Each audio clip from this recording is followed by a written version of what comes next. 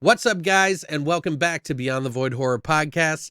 My name is Alex, and today we're going to be doing a sort of re-screening of Christmas Evil, which I think is probably one of the best, arguably, Christmas horror movies ever made. Let's get into it.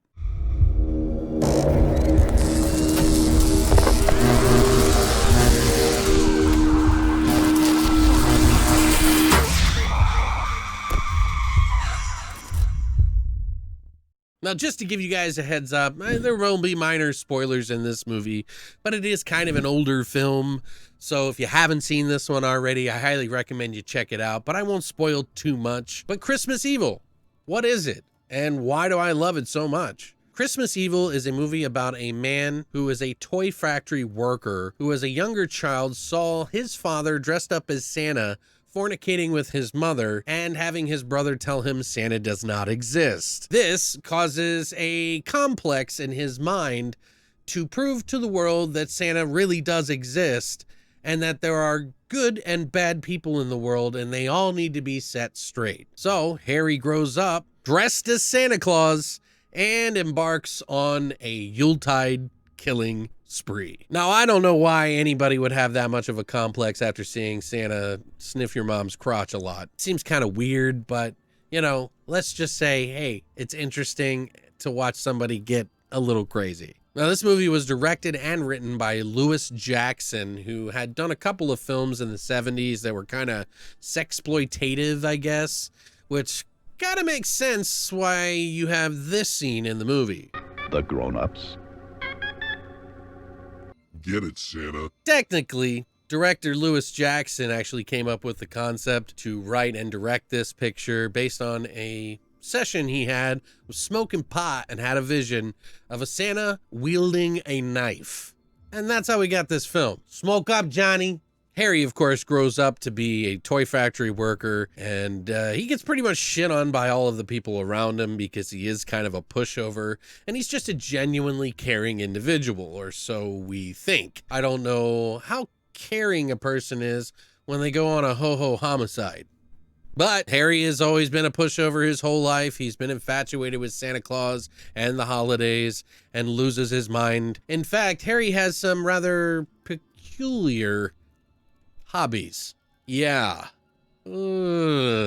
He even has books where he writes down all the naughty and nice children in his neighborhood looking on the top of the roof of his apartment complex, which is just creepy in itself, but it also kind of makes you question Santa Claus as well. Is he friends with Tom Hanks? Is he a part of the global conspiracy?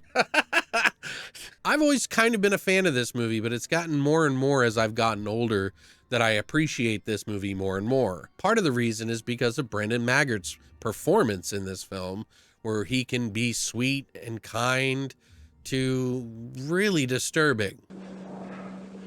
They love me. The other reason is, I think, in part because of Lewis Jackson's way that he aesthetically wanted to make this film. This is not some cheap, put a Santa in a cheap suit and run around and do dumb shit. No, it's actually a mix of genuine Christmas spirit, kind-hearted nature, childlike wonder, mixed with completely disturbing knife-wielding Santa going on a ho-ho homicide, which is amazing to watch because one moment he'll be dancing and cheering and then next moment killing a bunch of people at a church, which throws the viewer into some kind of odd thoughts because part of you is kind of feeling bad for this guy even though he's a fucking maniac, and both of them seem very genuine, so these performances are done really well. His character has a lot of dynamics to him. He can be sweet, he can be a killer, he can be a pushover, you can watch him angry, which ultimately when it plays out is satisfying.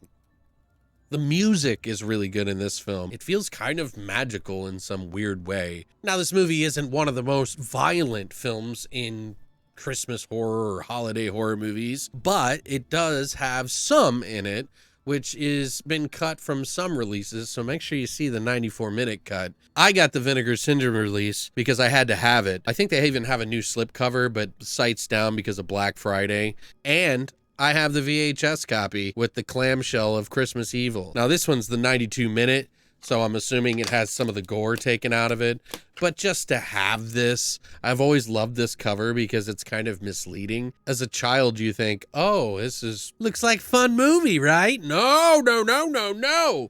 But I mean, the story of Santa is pretty fucked up anyway. There are versions of Santa where he goes out and punishes people, so it's really not that different. There's just been some, over the years, toning it down and putting coal in the stockings, like whoop-de-fucking-do. Other ones have Santa full-on fucking murdering people, kind of like this guy. But Brandon Maggart's performances of watching him go back and forth and get angry and get pushed over and exact his revenge on some of his co-workers and people that get in his way while dancing with other people at other Christmas holiday parties. It's like dancing with disaster, that elephant in the room. And it's like, we as the viewer know that this guy is not right, and you shouldn't be dancing with him. But as long as you like Christmas and you have the Christmas spirit, you should be okay. Now, by the end of the movie, you may be wondering if he is Santa Claus. And the way they end it, which I won't spoil here for you, the infamous ending that has everybody questioning whether or not it's real or not, probably one of the better endings, not one that you would expect either, but this one kind of leaves it open for the viewer. And I think that's kind of great because it's a conflicting movie. There's that inner conflict in your mind with the sweet and the sour that you put together while you're watching this. So it's kind of perfect. But yeah, there's just something about this movie that I think that most other Christmas horror movies miss. And that is the heart part of it. And being able to balance that with that dichotomy, those two things I keep talking about, is pretty impressive. And it's surprising that Lewis Jackson never actually did anything else after this, because this is one of my favorite holiday Christmas horror movies. Have you seen this movie? Have you ever watched it before? It's up now on VUDU for free with ads if you watch it through their application. And I think you can cast it to the TV if you got one of the newer TVs to cast. You can watch it on there free with ads. And you can also pick it up from Vinegar Syndrome, but their site's still shut down from the Black Friday sales that they were doing. But yeah, guys, what did you think of this movie? Do you agree with me? I know that there's other movies out there like Silent Night. A lot of people say that's one of the best Christmas horror movies, but this is mine. And this is why I feel that way and why it sets itself out from all the others, because it's not just a hokey sort of thing. And I'm not saying that I don't like Silent Night, Deadly Night. It's a great movie. I enjoy watching it all the time.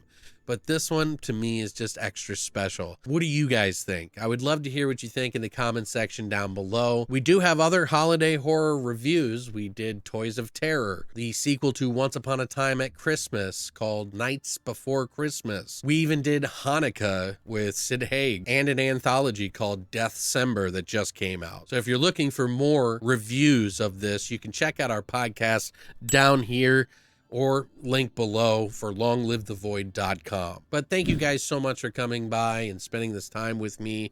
I hope that you're having a wonderful holiday season. And as always, long live the void.